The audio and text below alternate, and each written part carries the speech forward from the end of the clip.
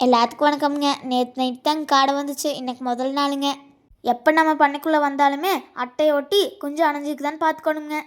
கரெக்டான டெம்பரேச்சர் இருந்துச்சுன்னா குஞ்சு அணையாதுங்க, பரவலாத்தானுங்க இருக்குது. அதை நம்ம கரெக்டாக பார்த்துக்கணுங்க. அதுக்கு தானுங்க குஞ்சு வெளியோட்டுற வரைக்கும் நைட்டு பகலும் கவனமாக பார்த்துக்கணுங்க. முதல்ல வந்ததையுமே மாட்டால் எட்டி பொறுக்கி கவுன் பண்ணி வச்சிடணுங்க. அப்புறம்தாங்க நம்மளுக்கு அடுத்த வேலையே. தண்ணி கப்பு முடிஞ்சிருச்சுங்க, அதனால் தண்ணி கப்பு முதல்ல வச்சிடலாமுங்க. ஒரு ப்ரூடிங்லேருந்து தண்ணி கப் எடுத்துகிட்டு வந்தால் நல்லா கழுவி தண்ணியை பிடிச்சி அதே ப்ரூடிங்கில் தாங்க வைக்கணுங்க. டியூப்பை மறக்காமல் போட்டுறணுங்க, இல்லைன்னா தண்ணி கப்புக்குள்ளே உருந்து குஞ்சு செத்து போயிருங்க. முதல் நாள் தண்ணி கப் வைக்கையில பார்த்தாங்க வைக்கணும், குஞ்சு தட்டத்துக்கடியிலே ஓடியாருங்க. அடுத்தது என்னங்க, ஃபீடு ஓடுறதானுங்க. நம்மளே ஃபீடு வலி விட்டாங்க.